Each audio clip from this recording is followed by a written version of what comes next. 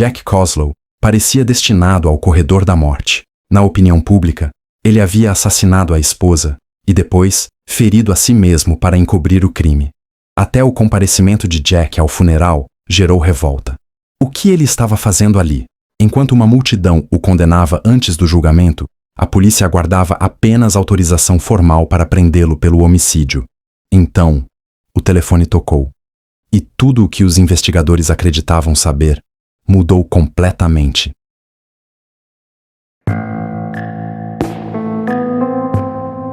No alto de uma colina em Fort Worth, Texas, existe uma fortaleza de riqueza chamada Westover Hills, um bairro exclusivo onde gramados perfeitamente aparados encontram os campos do luxuoso Rivercrest Country Club. Ali viviam alguns dos profissionais mais bem pagos da América: executivos, grandes empresários, incorporadores imobiliários, médicos renomados. Alguns moradores sequer precisavam trabalhar. Viviam sustentados por um tipo diferente de riqueza: dinheiro antigo. Entre eles estavam Jack e Karen Coslow. O casal morava em uma enorme mansão rosa de quase 400 metros quadrados. Karen vinha de uma família tradicionalmente rica do Texas, ligada ao petróleo e ao velho dinheiro da região. Jack também era milionário. Os dois eram considerados parte da elite absoluta de Fort Worth, a aristocracia local. Jack tinha uma filha adolescente do primeiro casamento chamada Christy, mas ela morava com a mãe. Então, sem filhos em casa, Jack e Karen aproveitavam uma vida de luxo e aposentadoria confortável. Durante o dia, golfe, clubes sociais, eventos beneficentes. À noite, jantares sofisticados, concertos, bailes de gala. Jack era apaixonado por golfe. Karen adorava arranjos florais e participava ativamente de eventos de caridade. Os dois também apoiavam as artes, balé, sinfonias, eventos culturais. Pareciam o casal perfeito. Ele era bem-sucedido. Ela vinha de uma família excelente. Parecia que tinham tudo. Até a madrugada de 12 de março de 1992, às 3h41 da manhã, um vizinho recebeu uma visita desesperada. Era Jack Coslow. "Você precisa me ajudar. Minha esposa. Ela foi assassinada." O homem estava coberto de sangue. Mal podia ser reconhecido. A polícia correu para a mansão dos Coslow. Dentro da mansão, os investigadores encontraram a porta dos fundos arrombada e um rastro de sangue levando até o quarto principal. Lá estava Karen Coslow, de bruços no chão ao lado da cama, morta. Havia sangue por toda parte. O corpo apresentava traumatismo severo na nuca causado por um objeto contundente, e um corte tão profundo que ia de uma orelha à outra. Karen ainda havia levantado as mãos tentando se proteger.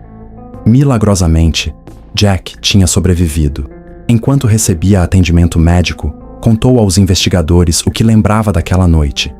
Segundo ele, o casal acordou ao ouvir o alarme da casa. Depois escutou passos correndo pela escada. A porta do quarto foi arrombada violentamente. Jack disse que tentou alcançar uma das armas guardadas no armário, mas ouviu vozes gritando: "No chão! No chão! Estamos armados!" Então começaram os golpes. Tudo ficou confuso. Jack contou que apagou e, quando recuperou a consciência, encontrou Karen imóvel no chão. Tentou ligar pedindo ajuda, mas estava tão desorientado que sequer conseguia lembrar como usar o telefone. Cambaleando e sangrando, saiu da casa até a residência vizinha. No início, todos acreditaram na mesma teoria: um assalto que saiu do controle. Ricos, mansão luxuosa, bairro ultra exclusivo. Parecia óbvio. Mas Rivercrest não era o tipo de lugar onde homens ensanguentados batiam na porta dos vizinhos no meio da madrugada. Em poucas horas, policiais e jornalistas cercaram as ruas normalmente silenciosas da elite texana. O nível extremo de violência chamou a atenção. Aquilo não parecia simples roubo. A casa estava bagunçada, mas nada indicava que dinheiro fosse o verdadeiro objetivo. O quarto parecia uma cena de filme de terror. A porta havia sido arrombada com um chute tão forte que a marca do sapato permaneceu visível. Um porta-moedas estava espalhado próximo da cama. Havia sangue no corredor inteiro. E no chão, investigadores encontraram uma faca ensanguentada. O detalhe perturbador: a faca pertencia ao próprio Jack. Ela fazia parte de um conjunto guardado na cômoda do casal. O assassino aparentemente usou uma arma da própria casa para matar Karen. Aquilo mudou tudo. Os investigadores começaram a desconfiar que Jack talvez não estivesse contando toda a verdade. Ele dizia que o alarme disparou, mas a empresa de segurança confirmou que nenhum sinal havia sido recebido naquela madrugada. O medo se espalhou rapidamente por Fort Worth. Se existiam assassinos invadindo casas aleatoriamente, ninguém estava seguro. Moradores ricos contrataram seguranças particulares. Muitos passaram a dormir armados. Todos queriam saber quem invadiu aquela mansão e por quê. Mas logo os rumores começaram. Talvez tenha sido o marido. Em crimes conjugais, o primeiro suspeito quase sempre é o cônjuge sobrevivente. E havia perguntas difíceis demais para ignorar. Karen praticamente teve um ataque fatal. Jack também foi atacado. Então, como ele conseguiu sobreviver? Alguns chegaram a suspeitar que os ferimentos fossem auto-infligidos. Atrás dos muros luxuosos da mansão, em Clark Avenue, a vida perfeita dos Koslow começava a desmoronar diante das câmeras. Toda Fort Worth acompanhava o caso como uma novela macabra. Enquanto especialistas continuavam analisando a cena do crime, a polícia mergulhou na vida da família Koslow. Por fora, Jack e Karen pareciam perfeitos, bonitos, ricos, bem relacionados. Eles haviam se conhecido trabalhando no Texas American Bank no início dos anos 80. Karen vinha de uma tradicional família ligada ao petróleo texano e era extremamente ativa em eventos beneficentes e no balé local. Eles se casaram em 1983 e rapidamente se tornaram parte da elite social de Fort Worth. Mas Jack carregava problemas do passado. Seu divórcio anterior havia sido extremamente conturbado. Além disso, no começo dos anos 90, ele perdeu o emprego no banco e abriu uma empresa de consultoria que não dava o mesmo retorno financeiro. Começaram então rumores sobre dificuldades econômicas. Talvez seguro de vida, talvez dinheiro, talvez herança. 3 dias depois do assassinato, Fort Worth inteira compareceu ao funeral de Karen. A enteada Christie não apareceu, mas Jack apareceu. Entrou na igreja extremamente pálido, usando bandagens no pescoço, atraindo todos os olhares. Investigadores também estavam presentes observando cada movimento dele. Muitos não conseguiam acreditar que um homem supostamente tão ferido estivesse de pé naquele funeral. Mas os médicos confirmaram. Os ferimentos de Jack eram reais e extremamente graves. Quase atingiu a carótida. Ele também tinha fraturas no crânio provocadas pelos golpes. Para alguns investigadores, parecia praticamente impossível que tivesse causado aquilo em si mesmo.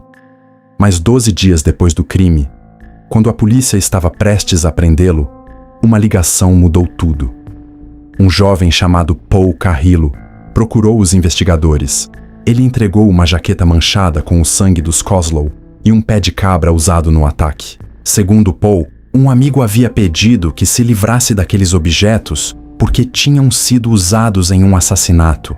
O nome do amigo era Jeffrey Dillingham, funcionário de uma locadora de vídeos, recém-saído do ensino médio, sem antecedentes, conhecido como um garoto educado e tranquilo. Parecia o suspeito mais improvável possível. Mas quando foi interrogado, Jeffrey confessou tudo rapidamente. Disse que dirigiu até a mansão dos Koslow. Escalou o muro usando o compressor do ar-condicionado. Arrombou a porta dos fundos. Subiu correndo até o quarto. Karen estava deitada na cama. Jack tentou alcançar o armário onde guardava armas. Jeffrey ordenou que os dois se deitassem no chão. Então começou a usar o pé de cabra neles. Karen começou a gritar. Então ele a atingiu. Quando os investigadores perguntaram o que aconteceu depois, Jeffrey respondeu friamente. Ela parou de resistir. E morreu. Sem emoção. Sem culpa. Sem reação. Mas Jeffrey não agiu sozinho. Segundo ele, tudo começou por causa de Brian Salter. Brian dizia que havia milhares de dólares guardados na casa do pai da namorada. A namorada? Christie Koslow. A filha de Jack. Christie não morava com o casal. Ela tentou viver com Jack e Karen durante um período, mas os conflitos eram constantes. Publicamente, dizia que Karen era uma ótima madrasta. Mas na realidade, odiava Karen. principalmente porque acreditava que a madrasta não compartilhava riqueza suficiente com ela. Christie vivia com a mãe em uma confortável casa de classe média, mas aquilo não bastava. Ela queria a vida milionária do pai. Durante o interrogatório, Jeffrey contou algo ainda mais perturbador. Christie havia prometido $1 milhão pelo assassinato. O dinheiro viria da herança. Ela acreditava que, se Jack e Karen morressem, toda a fortuna passaria para ela. Em seu depoimento, Brian Salter contou que Christie desenhou mapas da casa, escreveu o código do alarme e mostrou os acessos da mansão diversas vezes. A polícia acreditava finalmente ter resolvido o caso. Mas Christie tentou se colocar como vítima. Disse que tudo começou como fantasias adolescentes. Conversas sobre como a vida seria mais fácil se o pai e a madrasta desaparecessem. Talvez eu tenha dito aquilo, talvez eu tenha falado em dinheiro, mas nunca pensei que realmente aconteceria. Os investigadores não acreditaram na história, porque enquanto Christie chorava na sala de interrogatório, Karen estava enterrada e Jack carregaria para sempre as cicatrizes deixadas pela própria filha. Christie era uma garota mimada e extremamente ressentida, mas ela não queria sujar as próprias mãos. Ela manipulou Brian Salter, o namorado, prometendo casamento, riqueza e uma vida luxuosa juntos. Os dois chegaram a visitar carros e mansões, imaginando como seria a nova vida depois da herança. Jeffrey Dillingham entrou no plano porque também queria dinheiro. $1 milhão. Era isso que acreditava que receberia. A imprensa ficou chocada, porque Christie parecia exatamente o oposto da imagem clássica de uma mente criminosa. Bonita, rica, educada. Imediatamente, ordens de prisão foram emitidas para Brian e Christie. Os dois foram encontrados juntos em um carro e presos diante dos olhos da própria família. A promotoria começou então a montar o quebra-cabeça completo. Segundo os investigadores, Christie era o cérebro da conspiração. Mesmo assim, a confissão de Christie ainda era frágil. Ela nunca admitiu diretamente que queria o crime executado. Disse apenas que odiava Karen, que talvez tivesse falado sobre desejar a morte deles, que provavelmente comentou sobre a fortuna que herdaria. Mas a promotoria precisava de algo mais sólido, então decidiu julgar Jeffrey Dillingham primeiro. A estratégia era simples: se conseguissem uma condenação forte contra o executor, os outros cairiam em sequência. O julgamento foi transferido para Wichita Falls devido à repercussão gigantesca do caso. A acusação apresentou ao júri uma narrativa devastadora. Christie Koslow contratou o namorado e um amigo dele para assassinar o pai e a madrasta dentro da própria casa. Os jurados ouviram a gravação da confissão de Jeffrey com a voz dele descrevendo cada detalhe do ataque, e Jack Koslow tornou-se uma testemunha central. Durante o depoimento, ele reviveu os momentos mais traumáticos da vida. Mandaram que nos deitássemos no chão. Karen saiu da cama e veio se deitar ao meu lado. O cabelo dela... Karen tinha cabelos longos e muito bonitos. Jack contou que, quando olhou para a esposa caída no chão, o cabelo estava completamente coberto de sangue. Mesmo diante da dor, ele permaneceu surpreendentemente controlado. Quem desmoronou no tribunal foi Jeffrey Dillingham. Todos os dias chorava compulsivamente, mantinha a cabeça baixa, as mãos tremiam sem parar. Parecia um garoto afundando junto do próprio futuro. A situação piorou ainda mais quando Paul Carrillo, o amigo que entregou as provas, subiu ao banco das testemunhas. Paul contou ao júri a conversa que teve com Jeffrey após o crime. Perguntei como ele estava, e ele respondeu: "Você acha que está mal? Eu matei alguém." Paul também foi quem entregou a barra de ferro usada no ataque e as roupas ensanguentadas. Mas a prova mais destrutiva continuava sendo a própria confissão gravada de Jeffrey. A promotoria praticamente não precisou acrescentar nada. O próprio acusado contou exatamente o que fez. O júri levou menos de 2 horas para condená-lo por assassinato. No dia seguinte veio a sentença: pena de morte. Enquanto isso, promotores preparavam o julgamento de Brian Salter. Mas poucas semanas antes do início, os advogados dele propuseram um acordo. Brian aceitaria prisão perpétua em troca de confessar tudo e testemunhar contra Christie. O Estado aceitou. porque Brian era a peça-chave para condenar a filha de Jack. Segundo Brian, Christie o levou até a casa antes do crime para mostrar a futura vítima. Enquanto observava de dentro do carro, Brian viu Christie abraçar o pai afetuosamente. Depois ela teria dito: "Quando isso acabar, vamos ficar ricos." Os investigadores também descobriram que Christie comentava frequentemente com os amigos sobre matar os pais, mas ninguém levava a sério. Os adolescentes ricos ao redor dela viviam obcecados por dinheiro, carros caros e status. Falavam constantemente sobre quem teria o carro mais luxuoso aos 18, quem herdaria mais dinheiro, quem viveria melhor. E Christie sempre parecia acreditar que um dia seria extremamente rica. Ela dizia: "Quero matar meus pais." E todos riam, achando que era só provocação. Só que não era. Em junho de 1994, Christie Coslow, então com 19 anos, sentou-se diante de um tribunal acusada de um crime passível de pena de morte. A acusação tinha confissões gravadas, confissões escritas, testemunhos dos cúmplices, provas sobre o código do alarme, mapas da casa e informações internas que apenas alguém da família poderia fornecer. Mesmo assim, havia um problema. Não existiam muitas provas físicas ligando Christie diretamente à execução. Ela nunca entrou na casa durante o ataque. Jeffrey sequer tinha contato direto com ela. Brian funcionava como intermediário entre os dois. Ex-amigos começaram então a depor contra Christie. Muitos admitiram desconforto ao olhar para ela no tribunal, porque olhando para trás, perceberam que todas aquelas brincadeiras sobre matar os pais talvez nunca tenham sido piadas. A defesa tentou construir outra narrativa. Uma garota jovem sem antecedentes, imatura, criada em meio a um divórcio destrutivo. Segundo os advogados, Christie apenas dizia coisas horríveis, sem imaginar que alguém realmente executaria o plano. Era só conversa adolescente, mas a promotoria respondeu de forma pontual. A pobre menina rica era, na verdade, uma assassina fria e manipuladora.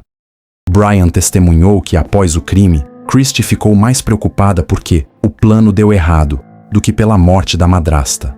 Registros telefônicos confirmaram a ligação entre os dois logo após o assassinato. E os promotores fizeram a pergunta que destruiu a defesa: se tudo foi um mal-entendido, por que ela continuou ao lado de Brian depois do crime? Jack Coslow também depôs contra a própria filha. Chamou Christie de perigo para a sociedade. Disse que o ódio dela era tão profundo que consumia completamente sua personalidade. Após 8 dias ouvindo testemunhas, o júri saiu para deliberar. 3 horas depois, voltou com o veredito: culpada de assassinato capital. Mesmo assim, os jurados não tiveram coragem de condenar uma jovem de 19 anos à morte. Christie Coslow recebeu prisão perpétua. E, de certa forma, aquela sentença destruiu todos os envolvidos. Jeffrey Dillingham foi executado em 2000 por injeção letal. Brian Salter passou a vida na prisão. Jack perdeu a esposa e a própria filha. E Christie, a garota rica que acreditava merecer tudo, descobriu tarde demais que a herança pela qual matou nunca seria dela. Ela sequer aparecia no testamento. No fim, toda aquela conspiração movida por ganância destruiu uma família inteira por absolutamente nada. Esse foi o primeiro episódio da série Dinastias Fatais. Na próxima semana vamos atravessar os portões do mundo conservador e sofisticado da aristocracia inglesa, onde aconteceu um dos maiores mistérios de assassinato da Inglaterra. Uma noite chuvosa, uma babá morta, um lorde desaparecido. Um mistério que continua intrigando o mundo há décadas. Te espero domingo, às 16h02.